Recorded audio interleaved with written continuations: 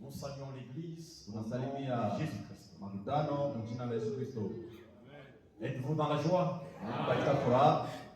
Que Dieu vous bénisse. Nous pouvons nous lever pour honorer la parole de Dieu. Apocalypse chapitre 1, le verset 9. Moi, Jean, votre frère, et qui est part avec vous à la tribulation, et au royaume et à la persévérance en Jésus. J'étais dans l'île appelée Patmos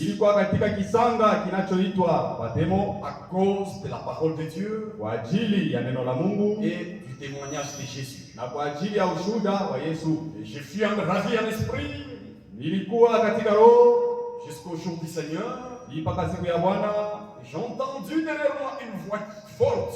Nikasikia nyuma yangu sauti moya nguvu, Comme le son d'une trompette. kama sauti ya baragumu, Et qui disait, ikisema, ce que tu vois, vile unaona écris-le dans un livre. viandike katika kitabu Et envoie-le na uvitume aux 7 églises. kwa makanisa 7, À Éphèse, kwa Efeso, à Smyrne, kwa à Smirna, Pergame, Pergamo, à Thyatire, na à Tiatira, Sardes, na à Sardi, Philadelphie na Filadelfia et à Laodicée. na Laodikia. Que Dieu bénisse la parole. Mungu abariki usomi wa neno lake. Seigneur Dieu Tout-Puissant, Bwana Mungu Mwenyezi, nous venons de lire ta parole. tunatoka kusoma neno lako. L'Apocalypse, Ufunuo c'est un livre mystérieux. ni kitabu cha mastajabu, Mais dans cet âge, lakini mkizazi tu nous as envoyé un prophète, utitumia nabii, tu nous as envoyé un docteur aussi. ututumia na mwalimu vile vile. Seigneur, Bwana, tu avais dit, ulisema vers le temps de la fin, wakati ya mwisho mon peuple watu wangu ne sera plus dans la confusion. hawatabakia katika mfuruko. Aide-nous, Seigneur. Utusaidie Bwana, Nous traversons une période difficile, tukunapita wakati mwaya nguvu, un temps de famine. wakati mwaya Mais njaa, ton peuple est bien nourri. lakini taifa yako inalishwa mzuri. Sois loué,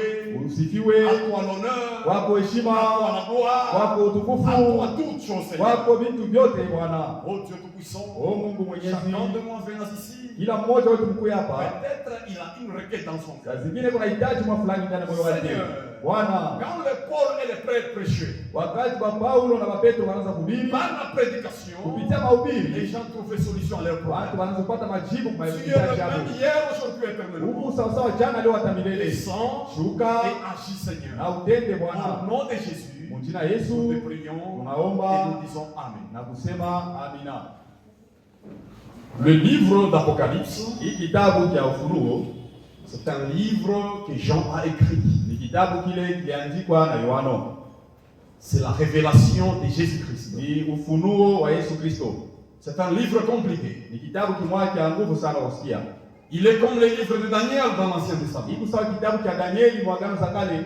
Il contient des symboles Iko na mifano ya mingi. difficiles à interpréter. Iko ya nguvu kwa kwetu tafsiri. Beaucoup de théologiens Bantu wakufunda Mungu ba mingi et beaucoup de scientifiques na bantu wa siansa ba mingi ont essayé de toucher à d'autres livres, balipima kugusa vitabu vingine mais vingine, à l'Apocalypse, lakini kwa Ufunuo ils ont laissé ça à côté. baliweka pembeni. Mais dans notre temps, Lakini mwakati yetu Dieu nous a envoyé un prophète. Mungu alitutumia nabii Et na nous comprenons bien ces choses-là. tuko naelewa mzuri vitu. Jean l'a écrit Yohane aliandika quand il était en prison wakati alikuwa mkifungo sur l'île de Patmos. wa kisanga cha Patemo, Un prison où on mettait les brigands. kifungo mle wanaanza kuweka bajambazi, Une prison qui était destinée aux gens de mauvaise vie, kifungo kile kinaanza kwenda bantu ba maisha mubaya, aux politiciens. bantu wa siasa, Et l'Empire romain na ile utawala ya Kiroma dominait à ce temps-là. ilianza kutawala ulimwengu mzima ule wakati.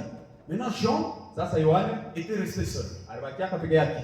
Tous les disciples de Jésus Wanafunzi bote ba Yesu étaient déjà tués. baliuawa. Pierre était mort, Petro alikufa, Timothée n'était plus là, Timotheo ashukuyeko, même Paul était déjà mort. hata Paulo alikuwa shakufa. Et puis, Jean, Kisha Yohane il est resté seul. anabakia peke yake, On l'a arrêté banamkamata à cause de la parole de Dieu, kwa ajili ya neno ya Mungu, à cause du témoignage de kwa Jésus. ajili ya ushuhuda wa Yesu Kristo. On l'a amené en prison Banamupeleka mle mkifungo sur l'île de Patmos. kwa kisanga cha Patemo. Une île, Kisanga c'est dans la mer. ni pa bahari, Il y a une portion de terre. peko ka sehemu fulani ka budongo. Il y a des historiens qui disent que Huko bantu wa histoire wanasema kama l'île là ile kisanga avait 16 km ilikuwa ya urefu ya 16 km, et 10 km de large. ufupi 10 km. C'est-à-dire, Ni kusema si tu t'échappes, kama unakimbia tout autour de toi, kando kando ya il y a la mer. huko paka bahari, Tu vas mourir dans l'eau. utakufa kama mumai.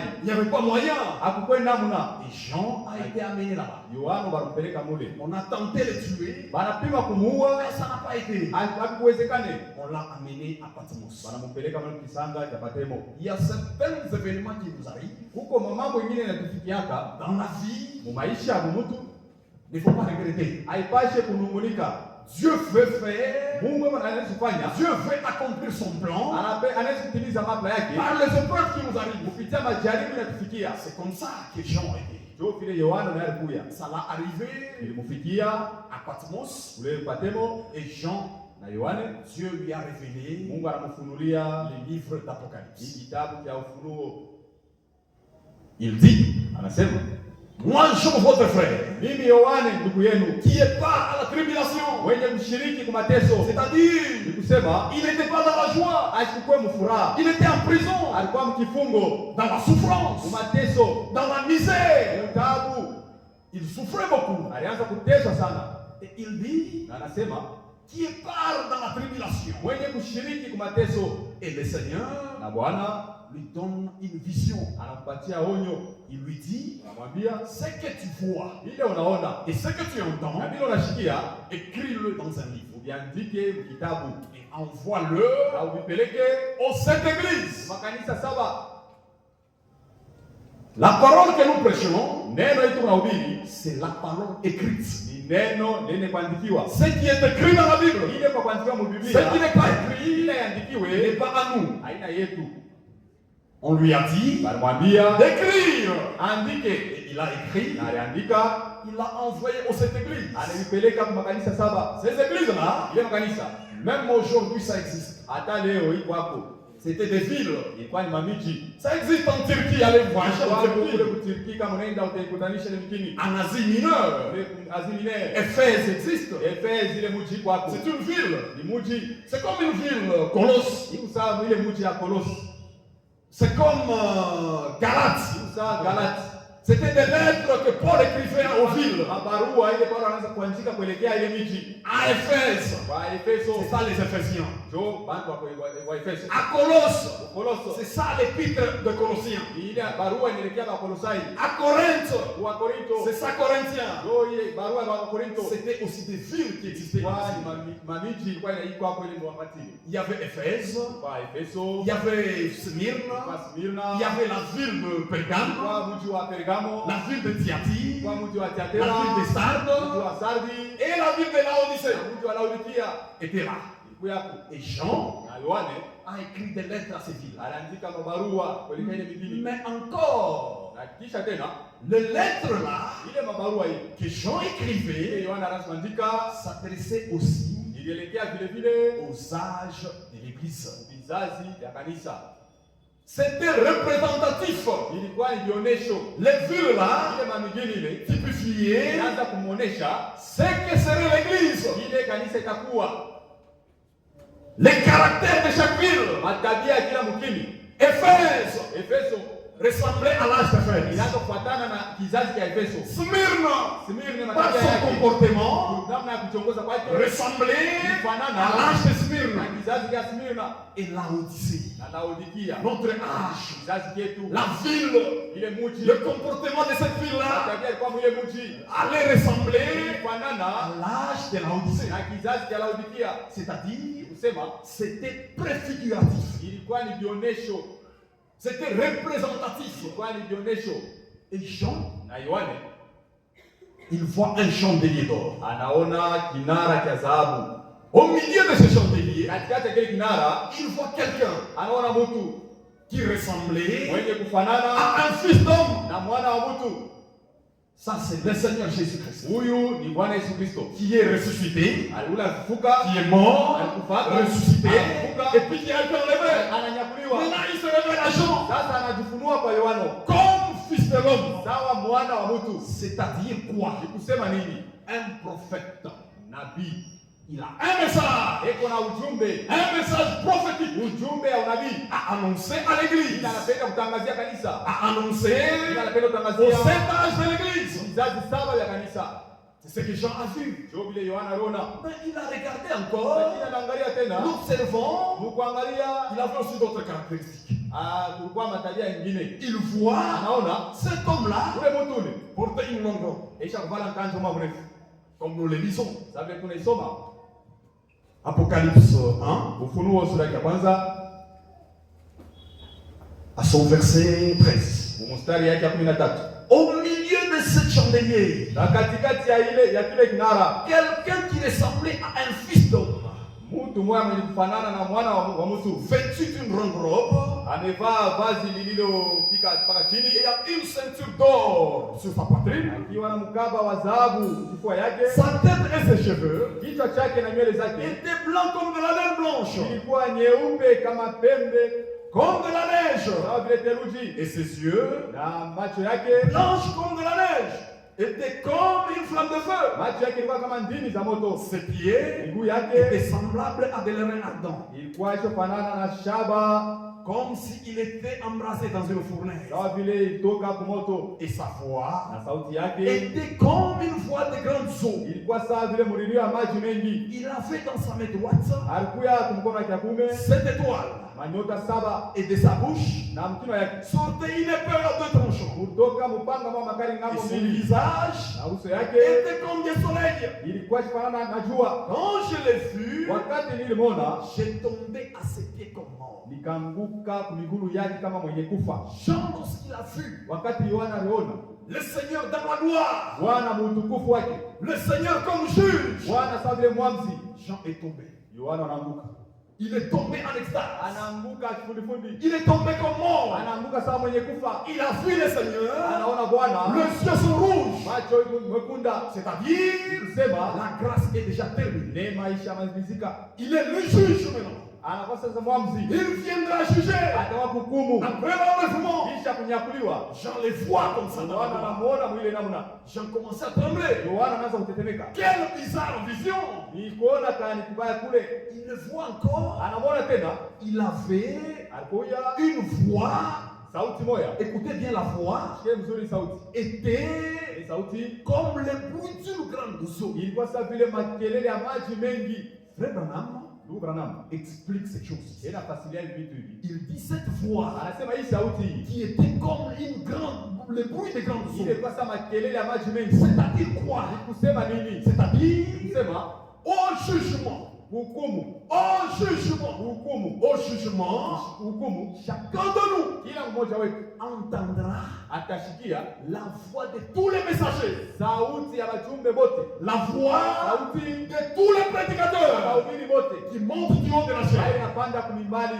Nous te prêchons, Tunahubiri tu ne peux pas changer la vie. Uweze kubadilisha Au maisha. jour du jugement, Siku ya hukumu tu entendras la voix du frère tunashikia sauti ya ndugu wako. qui te parlait. Unaanza kuhubiri, Il n'y aura pas moyen hakutakuwa namna de dire que moi, ya kusema je mie n'étais pas là. siku yake ipo. C'est pourquoi, Ndio kwa maana en toute occasion, mu wakati yote mzuri nous prêchons la parole. tunahubiri neno, Même en deuil, hata kukilio nous prêchons la parole. tunahubiri neno. Pourquoi? Kwa nini? Pour les saints, Kwa wengine témoignage. niko ushuhuda. Au jour du jugement, Siku ya hukumu, ma soeur, dada yangu, tu entendras ma voix. utashikia sauti yangu. Que ce jour-là, Ile siku tu étais dans l'église, ya kanisa on t'a prêché, wanahubiri, tu n'as pas écouté. haukushikia. C'est ça la voix des grandes eaux. Ndio ile sauti ya maji mengi. C'est une foule de prédicateurs. Kuja mahubiri. Aujourd'hui, Lewe, le Seigneur nous parle. Bwana inasemezana nasi. Aujourd'hui, le Seigneur nous Lewe, parle. Bwana inasemezana nasi. Hébreu 4. Waebrania 4. Hébreu 4. Waebrania 4.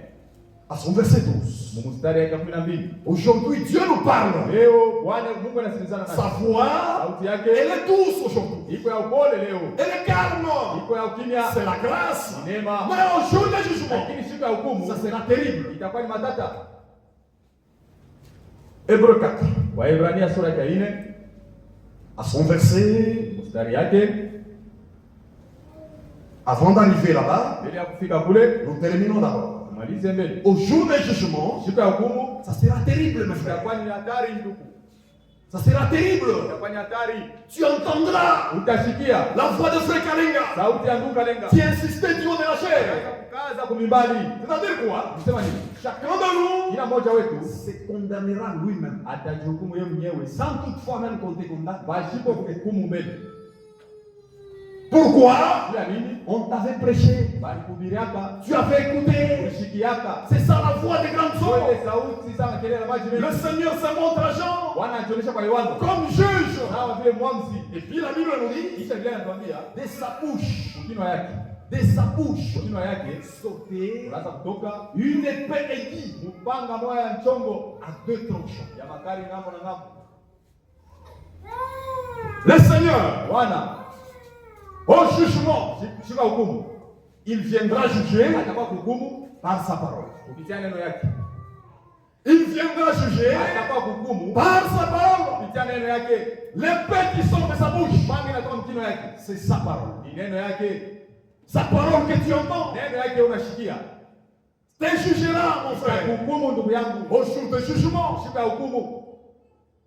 Aujourd'hui, Leo hili la voix sauti du Seigneur, Bwana elle est calme. iko ya upole, C'est ça l'épée ndio mpanga qui sort de sa bouche inatoka mkino yake à deux tranchants. ya makali Il ngama, jugera les nations atahukumu mataifa avec son épée là. na mpanga yake ile. Mais aujourd'hui, Lakini leo le Seigneur Bwana nous juge déjà par sa parole. inatuhukumu kupitia neno yake. Aujourd'hui dans l'église, Leo ndani ya le makutano Seigneur Bwana nous juge par sa parole. inatuhukumu kupitia neno yake. Quand nous venons entendre Wakati tunawakushikia Hébreu 4, Waibrania sura ya 4, tusome mbele. Hébreu 4 verset 12. Waibrania sura ya 4 mstari wa 12. Écoutez, Sikie, car kwa maana la parole de Dieu neno la Mungu est vivante, iko hai est efficace, na yende kwenye yangu, et plus tranchante iko na ukali qu'une épée kupita upanga quelconque yoyote à deux tranchants. ya ukali ngambo na ngambo, Elle est pénétrante iko na pasua na kuingia jusqu'à partager âme et esprit, hii kukabula roho na viuno, viungo jointure et moelle. viungo na mafuta. Elle juge le sentiment, Ina hukumu maania, elle juge les pensées ina du cœur. hukumu mawazo ya moyo. Nulle créature Hakuna kiumbe hata n'est kimoja cachée devant lui. ile kitakuchama mbele yake. C'est vrai, mes frères. Kweli ndugu yangu, Pendant la prédication, wakati wa mahubiri tu peux venir de chez toi. unaweza kutoka kunyumba yako, On ne te connaît pas. hatukuyue Tu n'as pas été avec le prédicateur. kwenda mhubiri kule, Mais arrivé dans lakini l'église, mkanisa le prédicateur monte trop de la chair. anapanda kunyumbani, Il commence par ton problème. anaanzia kwa mambo yako. C'est ça le jugement qui commence. Hukumu ile kunaanza Dans la maison de Dieu. nyumba ya Mungu. Tu n'as pas été avec moi. Hakukuwa na mie, Mais le Seigneur, dans sa kwa grâce, neema yake il te parle. anakusemezea, Ne sois pas orgueilleux. usikuwe wa kiburi. Elle juge les pensées. Ina hukumu mawazo, Tes pensées du cœur. ile mawazo ya moyo wako C'est hivi. que tu penses là où tu Ile es. kuna wazo wakati unekala pale, Les mauvaises pensées mawazo ile mubaya contre un frère, juu ya ndugu fulani, contre une juu soeur. ya dada fulani. Le Seigneur voit ça. Bwana iko naona ile mawazo, Nul n'est caché. hakuna mtu atakuchama La parole de Dieu, neno ya Mungu, même si tu te caches, hata unakuchama, mais la parole de Dieu, lakini neno ya Mungu elle est pénétrante. iko na pasua na Elle kuingia, juge même tes pensées, ina hukumu na mawazo, même l'âme, hata nafsi, même ton esprit, hata roho yako, même tout ton corps. hata mwili yako Elle entre à yote l'intérieur. inaingia mule C'est ndani. que frère Jean péché, Na vile ndugu jarubini, mais la vérité, c'est ce que je suis. kweli ndio kile ninafanya. C'est ça la parole de Dieu. Ndio neno la Mungu ile. Attention quand vous venez à l'église. Bebe yangu wakati tunapokuwa, C'est là que Pierre disait, ndio pale Petro anasema le jugement hukumu commence itaanzia dans la maison de l'éternel. nyumba ya milele. C'est vrai, mes frères. Kweli bandugu, Attention, bebe yangu quand vous venez à l'église, wakati tunakuwa kwa mkutano, ne blaguez pas. hapana kucheza. Tu peux penser à moi. Unaweza kuwaza juu yangu Je ne te vois pas. vibaya, Je ne te vois pas. nishikoni. Tu peux penser contre une sœur. Unaweza kuwazia dada wa Je fulani ne te vois vibaya, pas. ashikoni. Mais devant Dieu, tout est nu. Yote ni kuwazi, Rien n'est caché. hakuna cha kuchama. Le demande disait, Ndugu Rama anasema nos pensées mawazo yetu crient très fort iko nalalamika nguvu sana devant Dieu, mbele ya Mungu plus que nos paroles. kuliko vile tunasema. Tes pensées Mawazo yako crient très fort. iko nalalamika nguvu. Voyez un frère, Unaona ndugu, il est calme. eko kimya. Ou frère, un calme pauvre, Ce frère est tellement gentil. timide. Il est timide Mais là. à l'intérieur, Lakini ndani yake hypocrite. unafiki. Une sœur qui marche lentement. Dada mmoja anatembea polepole. Hapa ndio wanapata mapenzi. Ah, ce sont elles les seules qui Mais à l'intérieur, ndani yake plein de mauvaises pensées. iko mawazo mubaya. Hypocrite que tu es. Unafiki kile wiko. Le Seigneur te voit. Bwana anakuona. Nul n'est caché. Hakuna ile kwa kuchama. Rien n'est caché. Hakuna kitu cha kuchama. Répandez-vous, Église. Utubu hili kanisa. C'est le moment. Ni wakati Avant que mbele ya qu'il soit juge. akwe hukumu Pour toi. akwe mwamzi juu yako. Avant qu'il soit juge. Mbele ya kwa mwamzi kwako. Et Jean, Na Yohana lorsqu'il a vu wakati aliona dans cet état-là, ile hali, Jean est tombé. Yohana anaanguka. Jean est tombé. Anaanguka. Il a vu Aliona comme Ézéchiel avait vu. sawa vile Ezekiel aliona. Il a vu dans la gloire. Aliona mtukufu. Ézéchiel 1. Ezekieli sura ya kwanza. Ézéchiel 1, Ezekieli sura ya kwanza le verset 27. mstari yake 27. Nous ne devons pas blaguer Hatuwezi kucheza quand nous venons à l'église. wakati tunakuwa kanisa. Ézéchiel 1, 27. Ezekieli sura ya kwanza mstari 27. Écoutez, Usikie. l'Ézéchiel Ezekieli avait vu le Seigneur dans la gloire. aliona Bwana mtukufu. Comme Jean l'a vu Na vile Yohana dans alimuona la gloire. mtukufu. Ézéchiel aussi Na Ezekieli vile était tombé. na yeye anaanguka. Comme Jean Sawa vile Yohana est tombé. anaanguka.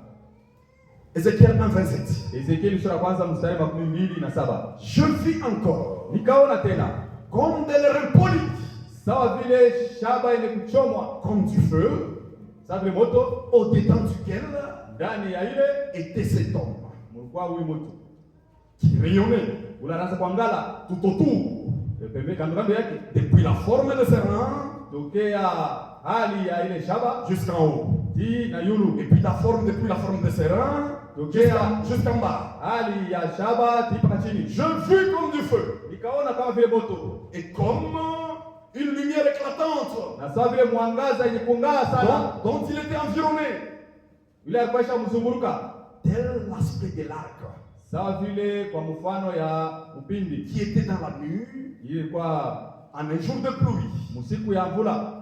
Ainsi était l'aspect de cette lumière éclatante Joe ilikuwa inaonekana ile mwangaza ya kuangaza sana qui l'entourait. ile mzunguruka, C'était une image ilikuwa ni picha de la gloire de l'Éternel. ya utukufu ya wa milele. Ézéchiel l'a vu dans la gloire. Ezekiel alimuona mtukufu, Même Jean sur Patmos hata Yohana pakisanga l'a vu aussi alimuona vile comme vile juge sawa vile dans la mwamuzi gloire. mtukufu, Et il tombait. na anaanguka. Écoutez, Sikie à cette vue, mkuona kwa kuona vile j'ai tombé sur ma face. nikaanguka kwa guso Et chini, j'entendis la voix de quelqu'un qui me parlait. nikasikia sauti ya mtu ananiambia, Le Seigneur dans la gloire. Bwana katika utukufu. Jean était tombé. Yohana alianguka, Mais lakini notre Dieu est bon. Mungu wetu ni mwema, Il a fortifié Jean. alimtia nguvu Yohane. On continue. Tunaendelea, Écoutez, sikie ce qu'il dit lui-même. ile mwenye anasema Au verset 17, Apocalypse. mstari ya 17, Apocalypse 1, 17. Ufunuo sura kwanza mstari 17. Quand j'ai vu, j'ai tombé à ses pieds. Nikaanguka kwa miguu yake Comme mort. sawa mwenye kufa. Il posa sa main droite en disant, Akaweka mkono yake ya kuume na juu yangu akaniambia, ne crains pas. hapana kuogopa, Ne crains pas. usiongope. Même si tu m'as vu dans ma gloire. Hata kama unaniona Même si tu mtukufu, m'as vu les yeux comme de feu. hata kama unaniona macho msa moto, Même si tu m'as vu avec l'épée. hata kama unaniona na mpanga, Ne crains pas. usiongope. Ce n'est pas pour toi, Jean. Haina vyako Yohana. Hii Ça va arriver itafika après l'enlèvement. kisha kunyakuliwa. Après l'enlèvement, Kisha kunyakuliwa, quand je reviendrai, wakati nitarudia comme juge, kama mwamuzi, ne crains pas. hapana kuogopa, Ne crains pas. hapana kuogopa. Église, Kanisa, ne crains pas. usiogope. Jean, Yohane il dit, anasema je suis le premier mimi ni wa kwanza et le dernier. na wa mwisho Et na le vivant, aliye hai. j'étais mort Ili kufaka et voici, na tazama, je suis vivant niko mzima au siècle des siècles. milele na milele. Je tiens la clé de la mort Niko na fungulo ya lufu et du séjour de mort. na ya pali pabafu. Que Dieu soit loué. Mungu asifiwe. Écris ces choses Andika hivi vitu que tu as vues, Uliona celles qui sont vile viko et celles qui doivent arriver après na elles. vile vinapasha kufika mbele na baadaye hivi unaona. Jean était dans la peur. Yohana alishikia boka, Il est tombé comme mort. anaanguka sasa mwenye kufa, Il est tombé en désespoir. anaanguka anapotesha Que matumaini. c'est fini. Na kama Le kunaisha, Seigneur est juge. Bwana anakuwa Je mfia. suis jugé, c'est fini. Kunaisha kwangu, Mais le Seigneur l'a touché. lakini Bwana anamgusa. Sois calme, petit. Usitetemeke, Sois calme.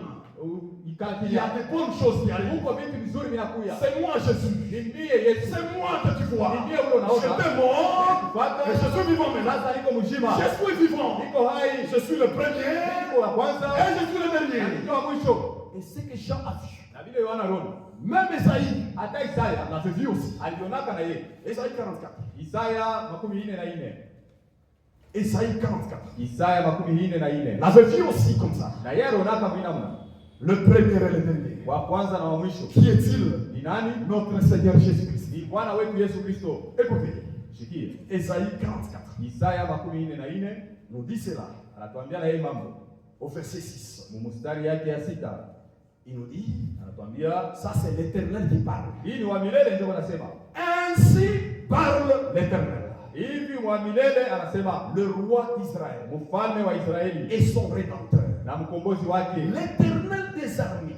Bwana wa majeshi. Je suis le premier Mimi ni wa kwanza et je suis le dernier. na mimi ni wa mwisho. Hors moi, Nje yangu il n'y a point de Dieu. hakuna tena Mungu mwingine. C'est pourquoi Ndio kwa maana le Seigneur Jésus-Christ Bwana Yesu Kristo utilise aussi le même langage. anatumia msemeo moja moja. Anasema Je suis le premier et je suis le dernier. ndio wa mwisho. Le Jéhovah, Ile Yehova dans l'Ancien Testament, Bwana c'est le Seigneur ni Jésus-Christ. Bwana Yesu Kristo. C'est vrai, mon frère. Kweli bandugu, C'est lui ni qui yeye est le premier ndio wa kwanza et qui est le na dernier. yeye ndio wa mwisho. C'est lui Ni yeye qui est l'alpha mwenye kwao mwanzo et qui est l'oméga. na yeye ndio mwisho. C'est lui Ni yeye qui a commencé yeye ndio alianza et c'est lui qui va achever. na yeye ndio atamaliza. Quelle consolation à Jean. Faraja gani kwa Yohana? Il dit à Jean, Anamwambia Yohana, c'est moi mimi qui yeye va commencer l'église. ndio mitaanza kanisa. Et c'est moi Mimi qui va tena achever. ndio taimaliza. À un moment donné, Wakati fulani frère Franck voudrait mourir. ndugu Frank alikuwa kufa. Il devient trop triste. Anakuwa na huzuni sana. Trop triste. Na huzuni Proche de sa mort. karibu na kufa kwake. Il commence à se demander Anaanza kujiuliza comment est-ce que l'œuvre de Dieu va s'achever. kazi ya Mungu itamalizika je? Il s'est posé beaucoup de questions. Anajiswala maswali mengi. Après, Kisha une voix lui a parlé. sauti moja ikasemezana naye. Il lui dit, Namwambia va te reposer en paix. kwenda kupumzika kwa salama. Moi qui ai commencé, Mimi vile bila c'est zakati toi qui vas achever. mimi ndio nitamaliza. C'est le Seigneur Voilà. qui a commencé son Yeye église. ndio anaanza kanisa yake. C'est lui Nani qui a yeye? commencé à Anaanza Éphèse. kuifesa. C'est lui Nani qui yeye? va achever à la Laodicée. Atamaliza Laodikia. L'enlèvement, Kunyakuliwa ce n'est pas l'affaire d'un homme. haina kazi ya mtu. William Branham, William Branham il a fini sa tâche. alianisha kazi Il est yake parti. anakwenda. Frère Franck Ndugu Frank a terminé. anaisha kazi yake Il est parti. anakwenda. Et tout homme Na kila mtu peut terminer. anayemaliza Le kazi Seigneur yake le récupère. Bwana anambeba. C'est lui qui va achever. Lakini kule atamaliza. Le premier et le Wa dernier, kwanza na mwisho c'est le Seigneur Jésus-Christ. ni Bwana Yesu Kristo. C'est lui-même Yeye peke qui a yake son église. Yeye na kanisa Qui yake. marche Yeye anatembea dans son église. ndani ya kanisa C'est yake. pas toi prédicateur. Haina wewe mhubiri. Oh, mon église. Oh kanisa yangu. C'est moi qui avais commencé. Ndio bila anzake na kutana. C'est nous les premiers prédicateurs. Sisi wahubiri wa kwanza. C'est toi qui as commencé. Ni wewe ndio Mais unaanza. c'est lui qui a commencé. Lui-même va achever. Yeye atamaliza kazi yake. Gloire au Seigneur. Utukufu kwa Bwana. Et puis il dit à Jean, Anamwambia kwa Yohana, j'étais mort nilikufaka. et je suis vivant. Sasa niko hai. Qui était mort? Ni nani akufaka? Le Seigneur Jésus-Christ. Bwana Yesu Kristo. Et je suis vivant. Na niko hai. Mais je ne suis pas vivant seulement comme ça. Sina hai tu paka hivi. Je tiens aussi Niko tena les clés de la na mort fungulo ya lufu. et du séjour de Na ya mort. bali pa bafu. C'est-à-dire quoi ces choses? Ni kusema nini hivi? Le Seigneur, Bwana, le Seigneur Jésus, Bwana Yesu, sa mort lufu lwake est différente de la mort de tout homme. lunachana na lufu lwa bantu bote. Tout homme sur la terre Mtu yeyote pa dunia est différent anachana de la mort du Seigneur Jésus. na lufu lwa Bwana Yesu Kristo. Lui seul Yeye peke yake était capable alikuwa na de uwezo donner sa vie ya kukabula kushima et la reprendre na encore. kubeba tena Le seul homme, mtu tu moja, le Seigneur Jésus. Bwana Yesu. Et quand il est Na mort, wakati alikufa, quand il est mort, wakati alikufa, sa mort, lufu lwake c'était une mort expiatoire. ilikuwa ni lufu lumwa lwa ondoleo. Dans sa mort, Kufa kwake il nous a pardonné le péché. alitusamehe madhambi yetu. La mort de Kadima Lufu lwa Kadima ne nous a pas pardonné. alikutusamehe. La mort d'un frère ici Lufu lwa ndugu fulani ne nous fait rien. alitukusaidia. Toi, quand tu meurs, Kama unakufa va attendre le repos là-bas. unaenda kuchunga Tu unapumzika. vas au paradis, tu te Unaenda reposes. paradiso kapumzika. Mais la mort du Seigneur, Lakini lufu lwa la Bwana, mort du lufu lwa Seigneur, Bwana il est parti alienda prendre les clés. kubeba fungulo. Il a pris les clés de la Anabeba mort fungulo ya lufu entre ses mains. kwa mikono yake. Sont entre ses mains aujourd'hui. Les clés de la mort Fungulo ya lufu sont dans ses mains iko kwa aujourd'hui. mikono yake leo. Quand le Seigneur est mort, Wakati Bwana alikufa, l'homme a trois parties. mtu yeye ana vipande tatu. Même le Seigneur Hata Bwana avait aussi trois parties. tayari kwa leo vipande tatu hivi. Son corps Mwili yake est resté dans la tombe ilibakia mkaburi à Jérusalem. Yerusalemu, Mais son âme lakini nafsi yake est descendue. inashuka Est descendue en bas. inashuka mle chini, Il est descendu en bas. anashuka mle chini. En prison. Kifungo On a senti anashikia quelqu'un qui a frappé à la porte. kuhusu mwana kongola mlango. Quelqu'un celui qui a frappé la porte, il est parti témoigner aux femmes qui étaient en prison. C'est moi qui est mort. Son esprit est parti à Dieu. Son corps était enterré. Il était sorti là. Il a trouvé Satan, qui était le patron, qui tournait là-bas avec les clés. Avec les clés de la prison. Abraham était là. Daniel était en prison. Tous les saints de l'Ancien Testament. Sarah était là-bas. Le Seigneur est descendu là-bas. Arrivé là, Satan était sur le péché. Tiens, tu as Golgotha. Tu m'as suivi même ici. Le Seigneur l'a tendu la main. Le Seigneur lui a tendu la main. Satan commence à trembler. Qu'est-ce que tu fais? Il a pris les clés de la prison. Il a remis au Seigneur. C'est là qu'il dit à Jean, ne crains pas. Moi, j'étais mort. J'ai pris les clés. J'ai les clés de la mort et du séjour des morts. C'est-à-dire quoi? Ma soeur, mon frère, tu ne mourras pas si le Seigneur ne m'ouvre pas. Je mourrai seulement si Dieu le veut. Sortez les coutumes dans l'église. Le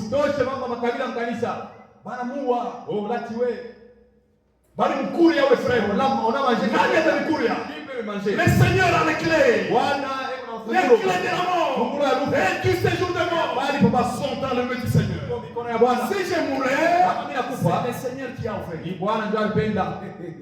L'église, si vous comprenez la parole de Dieu, il n'y aura pas de problème. Même dans nos deuils, il n'y aura pas de problème.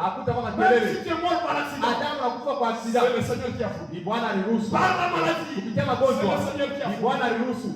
C'est le Seigneur. Il a les clés. Il dit à Jean, ne crains pas. Ne crains pas, Jean. Je suis là le vivant. À l'église, frère, ne crains pas. Ne crains pas la mort. Il tient les clés. Qui peut te faire quoi? Qui est capable de me tuer? Qui? Il n'y a personne. Et même si je mourais, même si je mourais, il dit à Jean, même si tu meurs, va te reposer. Va te reposer. Va au paradis. Le jour où je vais revenir, le mort en Christ,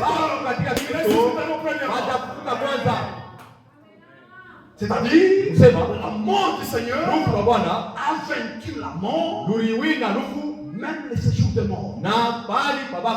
Les deux choses à la fois. La mort a été vaincue. La mort elle-même n'a plus de pouvoir. Elle a été vaincue. Même les séjours de mort a été vaincu. Ici chez nous, nous ne croyons pas aux sorciers qui mangent les gens. Sortez ces choses de l'église. Sortez ces choses. Nous arrivons au deuil. Tu ne comprends rien. Tu ne comprends rien. Nous ici, nous savons que c'est lui qui tient les clés de la mort et du séjour de mort. C'est le Seigneur Jésus-Christ. Maintenant, il dit à Jean, viens. Je vais maintenant te montrer la révélation en rapport avec l'église. Lisons. Au verset 20. Le mystère de cette étoile que tu as vue dans ma main droite et de sept chandeliers d'or. Les sept étoiles sont les sept anges de cette église. Et les sept chandeliers sont les sept églises. C'est le croquis que nous avons dessiné devant. C'était ça la vision des gens. Il a vu un chandelier d'or. Et ce chandelier d'or là avait sept lampes. Première, ya kwanza, deuxième, ya pili, troisième, ya tatu, jusqu'à 7. hii mpaka ya saba. Et puis il faut encore Kisha tena cette étoile. manyota saba. Maintenant, le Seigneur commence à expliquer. Bwana anaanza kufasiria sasa. Ces chandeliers que tu as vus Hivi mataa saba unaona représentent l'église. inamaanisha kanisa. C'est l'église tout entière. Ni kanisa yote mzima. L'église où était Paul, Kanisa mle mlikuwa Paulo, où était Polycarpe, mle mlikuwa Polycarpe, où était mle Irénée, mlikuwa Irenee, où était Martin, mlikuwa Martin, où était Luther, mlikuwa Luther, où est Kalenga. mle mlikuwa Kalenga. C'est toute l'église. Ile kanisa moya. C'est ça le chandelier. Ndio ile kinara kile. C'est-à-dire, Kusema ces chandeliers-là, ile kinara l'église ni kanisa devait passer par cette période. ilipasha kupita mu vipande saba au maana nyakati saba. La première période, Kipande cha kwanza c'est ça l'âge d'Éphèse. ndio kizazi cha Efeso. Deuxième âge, Kizazi cha pili âge de Smyrne. ya Smyrna. Troisième âge, Kizazi cha tatu âge de Pergame. ya Pergamo. Âge de Thyatire. Kizazi cha Thiatira. Âge de Sardes, Kizazi cha Sardi. Philadelphie Philadelphia. et Laodicée. Na Laodikia. Une seule église. Kanisa moja tu. Pas deux églises. Hapana makanisa mbili. Pas deux églises. Hapana makanisa mbili. Une seule église. Kanisa moja Mais lakini qui devait passer ilipasha kupita par cette étape. mu vipande saba. Le chandelier, Vile mataa Moïse Musa l'avait déjà conçu dans l'Ancien Testament. alitungaka mle mwagano sa kale hii kinara. Vous allez lire Exode 25. Tasoma Kutoka 25. Vous trouverez cela. Mtakuta hayo mule. Maintenant, dans le chandelier, Sasa mule kinara il y avait une vase. kulikuwa kiombo kimoya kule chini. Une seule vase Kiombo kimoya où était l'huile. mule mlikuwa mafuta. Ça représente quoi? Inamaanisha nini? C'est-à-dire Kusema un seul esprit. roho hii moya. Le Saint-Esprit, Roho Mtakatifu il est seul. iko yo moya. Mais Lakini il va travailler itatumika dans cette période. mwine nyakati saba wala vizazi saba. Toutes les âges Kila kizazi plongés inaanza kubeba dans la même vase d'huile. mafuta mwile kiombo Et kimoya. cette huile-là Na ile mafuta avait la même composition chimique. ilitungwa ilifanywa mnamna moya. Il n'y avait pas Amkuye l'huile pour Éphèse, mafuta ya Efeso, l'huile pour Pergame, mafuta ya Pergamo, l'huile pour mafuta Philadelphie. ya Philadelphia. Le Seigneur Bwana n'a laissé à aliacha l'église kanisa un seul Saint-Esprit. Roho Mtakatifu hii moya. Mais ce Saint-Esprit-là Ile Roho Mtakatifu allait moya travailler ilipasha kutumika dans l'église ndani ya kanisa dans cette étape. mu vipande saba 7 messages. mwa ujumbe saba. Et ces messages Ile maujumbe sont différents. iko ya kwa chana chana. À Éphèse, Wa Efeso ce n'est pas le même message que haina Smyrne. ujumbe moya moya ilifikia na Le Smyrna. même esprit. Roho moya moya. Le message de Thyatire. Ujumbe ya Thiatira Le même esprit. roho moya moya. Le message de Sardes. Ujumbe ya Sardi Le même esprit. roho moya moya. Le message de Ujumbe ya Philadelphie. Philadelphia Le même esprit. roho moya moya. Et le message de Na Laodicée. ujumbe ya Laodikia Le même esprit. roho moya moya. C'est ce que représente le chandelier. Ndio ile inamaanisha hiki kinara. L'église Kanisa du Seigneur ya Bwana est unique iko moya avec un même esprit. na roho hii moya, Mais lakini allait passer par cette étape. ilipasha kupita mu vizazi saba. Moïse Musa l'avait vu aussi alionaka naye pia sous forme d'un type. munamna mfano. C'est par là que nous allons nous arrêter. Ndio pale tutasimamishia. Lévitique 23. Walawi 23. Il avait vu sous forme d'un type. Alionaka naye sa mfano. Lévitique 23, Walawi sura ya 23 dans son verset 4. mstari yake ya 4. C'est l'église, mais sous forme d'un type. Ni kanisa mfano. Lévitique 23, 4. Walawi 23 mstari yake ya 4. Voici le fait de l'Éternel. Hizi ni siku kubwa za Bwana Les saintes convocations na makusanyiko matakatifu que vous publierez en leur temps fixe. ile mtatangaza kwa nyakati zao.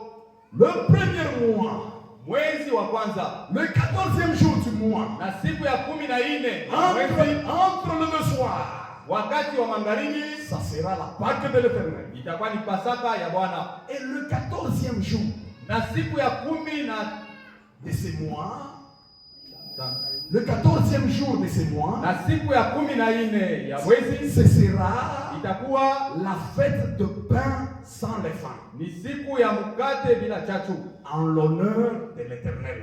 kwa heshima ya wamilele. Vous mangerez Mutakula pendant 7 jours jours. Kadiri ya masiku 7. Des pains sans levain. Mukate wa siku 3.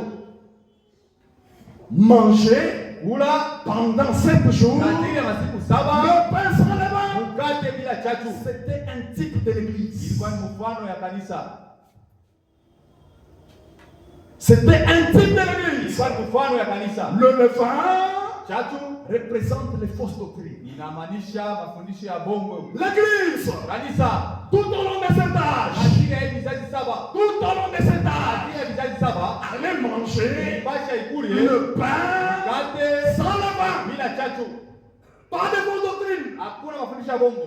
Tous les messages Ujumbe yote annoncés par cette messagerie, tangazio na hata jumbe 7 c'était des messages purs ilikuwa ni ujumbe safi, qui venaient de Dieu lui-même. ili kutoka kwa Mungu mwenyewe. Les étoiles étaient dans la main droite. Nyota ile kwa mkono wake. Dieu lui-même inspirait les messagers. Mungu mwenyewe ndio Il donne le message à Paul. analeta ujumbe kwa Paulo, Il donne à Irénée. analeta kwa Irene, Il donne à Colomba. analeta ujumbe kwa Kolomba, Il donne à Wesley. analeta kwa Wesley, Il donne à Lité. analeta ujumbe kwa Il Lite, donne à analeta Martin. ujumbe kwa Il Martin, donne à Branham. analeta ujumbe kwa Branham. Un message pur, Ujumbe mwa kusafi sans levain. bila chachu. 7 jours. Masiku 7 Typifié inazomaanisha cet âge de l'église. vizazi 7 vya kanisa. Aujourd'hui, Leo dans l'église du Seigneur, ndani ya kanisa ya Bwana pas question hakuna même d'une friture de fausse doctrine.